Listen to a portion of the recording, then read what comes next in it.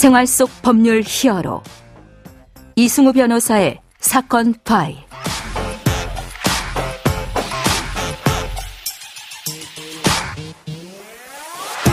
안녕하세요. 사건 파일 이승우 변호사입니다. 각종 사건 사고에서 여러분을 구해드리겠습니다.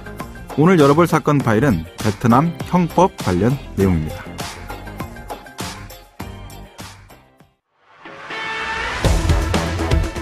국내 최대 규모의 마약 공급 총책이 3년간의 추적 끝에 베트남에서 붙잡혀서 국내로 송환됐습니다. 자, 우리나라는 범죄자의 인권도 소중하게 보호해야 한다. 이런 인식이 아주 강하죠. 이 부분에 대해서 비판적인 목소리도 굉장히 높긴 합니다. 자, 반면 해외에서는 범죄자 인권에 대해서는 보호할 필요성이 높지 않다라는 인식도 강하고요. 특히 공안이다라고 불리는 사회주의 국가의 경찰들의 권위의식도 한국과는 매우 다릅니다. 베트남을 방문하거나 체류하는 우리나라 국민들에 대해서 많은 형사사안들이 발생하고 있어서 이와 관련된 베트남 형법의 적용에 대해서 법무법인 법승 형사전문 변호사 조범석 변호사 알아보도록 하겠습니다. 안녕하세요, 변호사님. 네, 안녕하십니까. 법무법인 법승의 형사전문 변호사 조범석 변호사입니다. 네. 이제 우리가 어제에 이어서 오늘도 이제 베트남 형사법, 특히 그중에서 실체법에 대한 이야기를 좀 나눠보려고 하는데요. 예. 이 부분에 대한 전체적인 좀 상황 좀 한번 짚어주시죠. 예.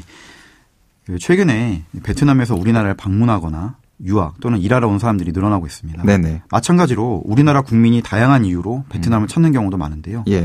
양국 국민 간의 교류가 활발하게 이루어진다는 그런 긍정적인 면도 있을 수 있지만 예. 또 한편으로는 상대방 나라에 가서 그 나라의 치안을 어지럽히는 행동을 해서 종종 문제가 되기도 합니다. 그렇죠. 최근에는 이런 한국, 베트남, 양국민의 활발한 교류라는 현상에 명암을 단적으로 보여주는 한국 베트남 경찰 교류 협력 행사 같은 것이 열리기도 했습니다. 예. 그래서 오늘은 우리 국민에게 적용될 수 있는 베트남 형법에 대해서 한번 알아보고자 합니다. 근데 베트남국의 형법 이제 어떤 식으로 구성되어 있는지도 좀 궁금하기도 하고요. 예. 이제 우리나라 형법하고 어떤 점이 다른지 이것도 좀 궁금하네요. 예. 그 베트남 형법도 우리나라 형법처럼 범죄 성립 요건과 형벌에 대한 일반 원칙을 규정한 총칙 규정, 그리고 각종 범죄에 대해 규정하고 있는 각칙 규정으로 구성이 되어 있는데요. 다만 표현만 일부 일반 규정, 그리고 2부 범죄 이렇게 되어 있을 뿐입니다. 네네. 그 베트남 형법은 조문수 자체는 우리나라 형법과 비교해 봤을 때 그렇게 차이가 나진 않습니다. 하지만 범죄의 구성 요건, 그리고 형벌, 그리고 범죄에 있어서도 그 유형을 아주 세밀하게 나눠서 촘촘히 규율을 하고 있기 때문에 뭐 A4 용지 기준으로 보면 400페이지에 가까울 정도로 형법전의 양이 어마어마하게 방대합니다. 형법전 양이 방대해진 것 자체는 좀 부담이 있을 수 있긴 한데 오히려 선진적인 법제다라고 볼 수도 있을 여지가 있다 생각이 들긴 합니다. 수 있습니다. 이제 총론, 강론 얘기하셨는데 청취자분들이 이 단어 듣고 싫어하실 수도 있을 것 같다 생각이 드는데 법상으로 이제 필요한 여러 가지 규정들, 과실이냐, 고의냐, 아니면 공동종범이냐, 해당되는 사안 관련돼서 형은 어떻게 집행해야 되느냐 이런 기초적인 기본 내용들을 이제 총론으로 모아놨다고 보시면 될 것 같고요. 각종 범죄를 개별적으로 처벌하는 조항들은 이제 강론이다 이렇게 설명을 하고 있습니다.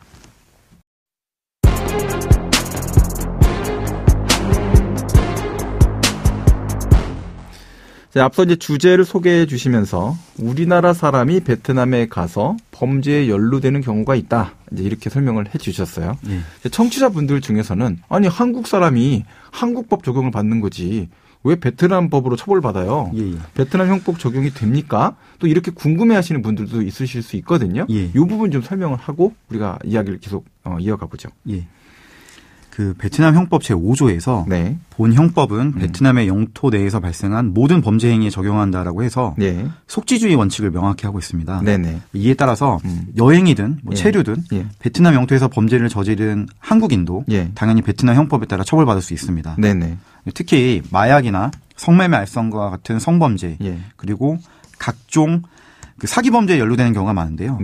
반대로 베트남인들도 한국에서 범죄를 저지르면 대한민국 형법에 속지주의 원칙에 따라 우리나라 법의 적용을 받아서 처벌이 되고요.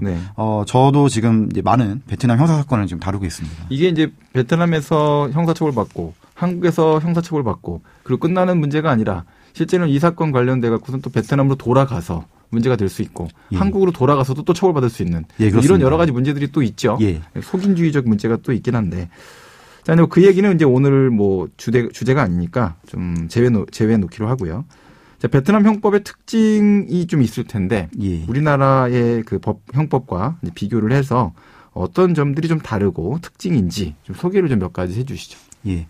우선 우리나라 형법과 비교해 봤을 때 조문의 배열 순서나 구성은 매우 비슷합니다. 네네. 그리고 그 우리나라에서도 논의가 활발한 형사 책임 능력, 네. 형사 미성년자 문제를 먼저 살펴보면요. 네네. 베트남에서는 형사 미성년자를 만 16세 미만으로 규정하고 있고, 무조건 2살 더 나이가 더 먹어야 형사처벌할 수 있군요. 예, 그렇습니다. 네.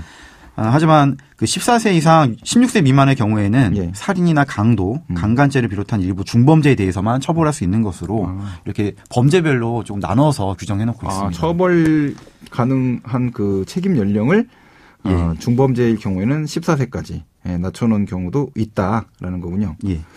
자, 그 다른 또 어떤 특징들이 있을까요? 형벌편에서는 네. 사형이 규정되어 있습니다. 네. 또 실제로 사형 집행을 하고 있고요. 그리고 이제 다소 특색이 있는 것이 네. 강제퇴거. 예. 이 강제퇴거가 법원이 선고하는 형벌의 하나로 규정되어 있습니다. 네네. 아시다시피 그 우리나라의 경우에는 행정처분이죠.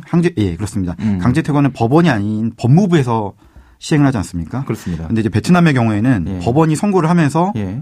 그 뭐 부수형으로서뿐만 아니라 네. 주형으로도 그 강제퇴거를 명할 수 있는 것입니다. 우리나라에서 나가라 하는 형이 선고가 될 수 있는 것입니다. 이거를 예. 형사처벌 주문으로 쓸 수 있다. 그렇습니다.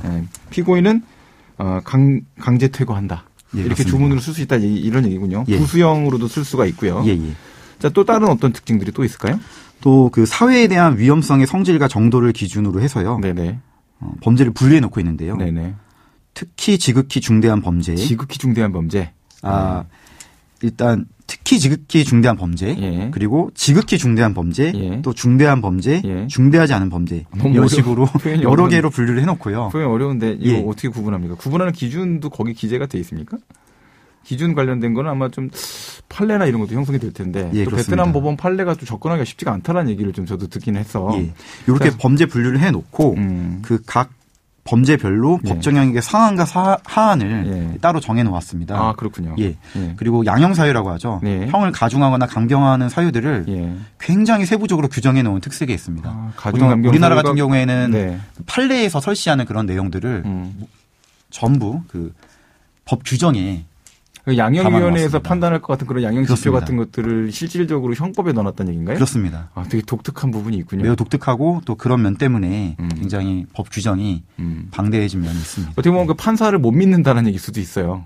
어떻게 보면. 판사에게 재량권을 많이 축소시킨 부분이 있는 건 확실합니다. 예. 그 부분을 잘 따져서 하게 되면은 오히려 되게 도움이 될 수 있는 부분도 있을 그렇습니다. 거고. 오히려 생각 외로 현실적으로는 좀 불합리한 결론이 나올 수도 있을 것 같다 생각이 들긴 하는데. 자, 이제 우리나라 형법에 없는 베트남 형법만의 처벌 규정 중에 좀 특이한 범죄 규정들이 있을까요? 우리가 이제 이걸 모르면 사실은 거기 가서 뭐 이런 게 죄가 되나? 했다가 처벌받을 수도 있는 거잖아요? 예, 그렇습니다. 예. 여러 가지가 있는데요. 네. 우선 살해 협박죄라는 것이 있습니다. 예. 예, 우리나라의 경우에는 살인, 살인 미수, 살인 예비 이런 범죄 규정들은 있지만 상대방을 죽이겠다고 협박하는 것은 따로 처벌하지는 않지 않습니까? 네네네. 협박죄는 될 수 있을지 몰라도. 그런데 이제 베트남 형법에서는 이를 독자적인 범죄 유형으로 규정해놓고 처벌하고 있습니다. 아, 이거 함부로 이런 말 하면 안 된다는 얘기군요. 그렇습니다. 네. 법정형도 꽤 높은 편에 해당됩니다. 그렇군요. 예. 그리고 그 베트남 형법에는 아직 유교 사상에 입각한 범죄 규정들이 많이 남아 있는 것으로 보입니다. 네네네. 뭐 예를 들면 근친상간죄, 그리고 일부 일처제도에 대한 위반죄, 간통죄 같은 거 아닌가요? 예, 그렇습니다. 네네. 자, 마지막으로 이제 우리나라 사람들이 베트남에서 범죄에 연루될 가능성이 있는 범죄, 뭐 해당 형법 조항 관련해서 좀 정리해서 설명을 좀 해주시죠. 예, 먼저 사기죄입니다. 네. 아시다시피 사기죄에는 정말 많은 유형이 있잖아요. 그렇습니다. 뭐 차용 사기라든가 각종 사칭 사기, 과장 광고, 다단계 사기, 보험 사기 이렇게 많이 있는데요. 네네. 우리 형법은 제347조에서 사람을 기망하여 재물의 교부를 받거나 재산상 이익을 취득한 자는 10년 이하의 징역 또는 2천만 원 이하의 벌금에 처한다. 그렇죠. 라고 규정하고 있죠. 모두 어떤 중요한 부분을 속인다는 기망행위라는 공통적인 요소로 묶을 수가 있는 것입니다. 네네. 그런데 베트남 형법에서는 다양한 사기죄의 유형을 아예 각 유형별로 법정형도 달리해서 개별적으로 규정해 놓고 있습니다. 좀 더 선진적인 것 같긴 하네요. 예, 그렇습니다. 네. 지금까지 조범석 변호사와 함께했습니다. 오늘 말씀 고맙습니다. 예, 감사합니다. 생활 속 법률 히어로 이승우 변호사였습니다. 내일도 사건에서 여러분들을 구해드릴 사건 파일 함께 열겠습니다.